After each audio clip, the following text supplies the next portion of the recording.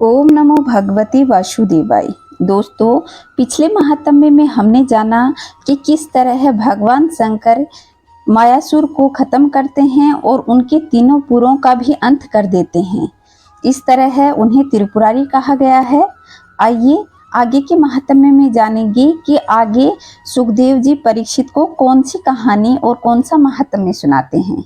अगर आपने चैनल को सब्सक्राइब नहीं किया है तो चैनल को सब्सक्राइब करके पास के बेल आइकन को दबाएं और कमेंट में जय श्री नारायण अवश्य लिखिएगा। आइए दोस्तों, प्रारंभ करते हैं श्रीमद् भागवत का ये पावन महात्म्य। श्री सुखदेव जी कहते हैं, परीक्षित, क्षीर सागर में त्रिकुट नाम का एक सुंदर और श्रेष्ठ पर्वत था। वह 10,000 योजन ऊंचा था।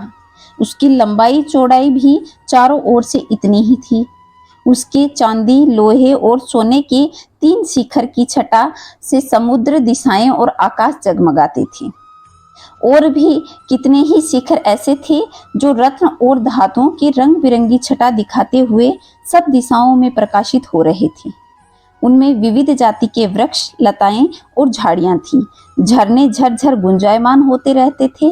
सब ओर से समुद्र की लहरें आ आकर पर्वत के नीचे के भाग से टकराती रहती थी। उस समय ऐसा जान पड़ता था मानो कि वो पर्वत राज के पांव पखार रही हूँ। उस पर्वत के हीरे पन्ने के पत्थरों से वहां की भूमि ऐसी सांवली हो गई थी जैसे उस पर हरी हरी दूब लग रही हो।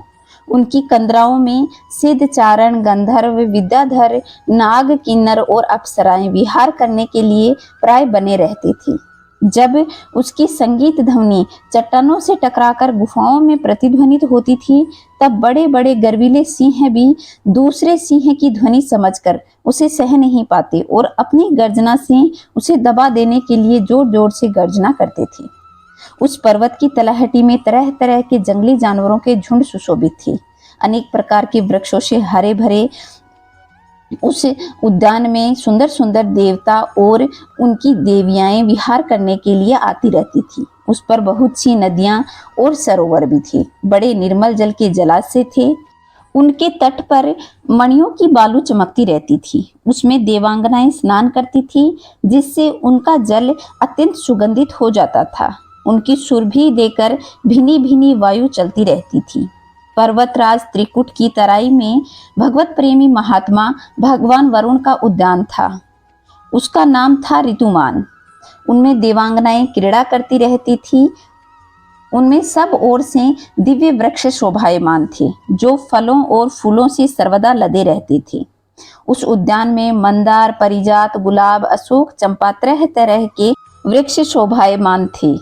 उसमें एक बड़ा भारी सरोवर था, जिसमें सुनहले कमल खिले हुए थे। उस सरोवर में हंस और मनोहर पक्षी कलरव करते रहते थे। बतख, पपीहे कुंजायमान रहते थे।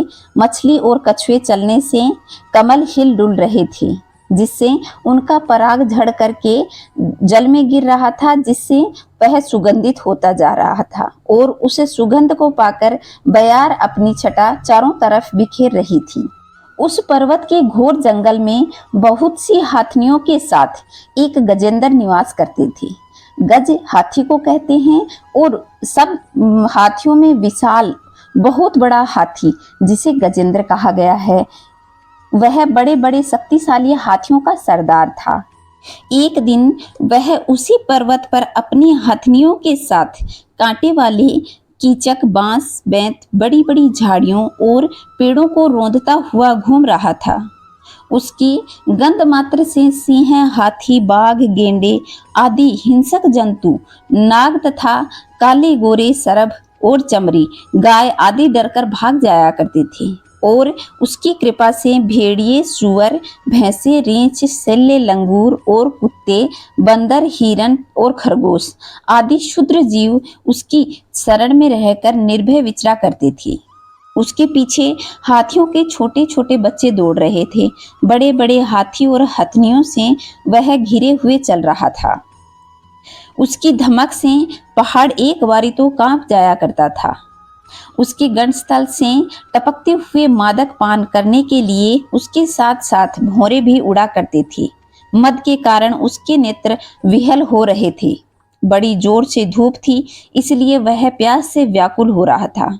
वह अपने साथियों के साथ पानी की तलाश करने लगा।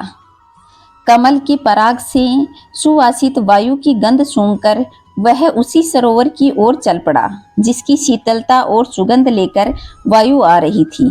थोड़ी देर में वेग से चलकर वह सरोवर के तट पर पहुंच गया। उस सरोवर का जल अत्यंत निर्मल, अमृत के समान मधुर था। सुनहले और अरुण कमलों के केसर से वह महक रहा था। गजेंद्र ने पहले तो वहां घुसकर सूंड उठा उठाकर जल पिया, फिर जल में स्नान करने के लिए घुस गया और अपनी थकान मिटाई। गजेंद्र गृहस्थ पुरुषों की भांति मोहग्रस्त होकर अपनी सूंड से जल की फुहारें छोड़ छोड़कर साथ की हथनियों और बच्चों को नहलाने लगा तथा उनके मुंह में सूंड डालकर जल पिलाने लगा। भगवान की माया से मोहित हुआ गजेंद्र उन्मत्त हो रहा था। उस बेचारे को इस बात का पता नहीं था कि उसके सिर पर बहुत बड़ी विपत्ति मंडरा रही है। परीक्षित, गजेंद्र जिस समय इतना उन्मत्त हो रहा था, उसी समय प्रारब्ध की प्रेरणा से एक बलवान ग्राहा ने क्रोध में भरकर उसका पैर पकड़ लिया। दोस्तों, ग्राहा मगरमच्छ को कहा जाता है। उस सरोवर में बहुत बड़ा मगरमच्छ भी रहता था, जिसने गजेंद्र का पैर पकड़ लिया। अब गजेंद्र अपनी शक्ति के अनुसार अपने को छुड़ाने की बड़ी चेष्टा करने लगा, परंतु छुड़ा नहीं पाया। दूसरे हाथी, हथनियों और उनके बच्चों ने देखा कि उनके स्वामी को बलवान ग्राह ने पकड़ लिया है और वह बड़े वेग से खींच रहा है। वे बहुत घबरा गए, उन्हें बड़ा दुख हुआ।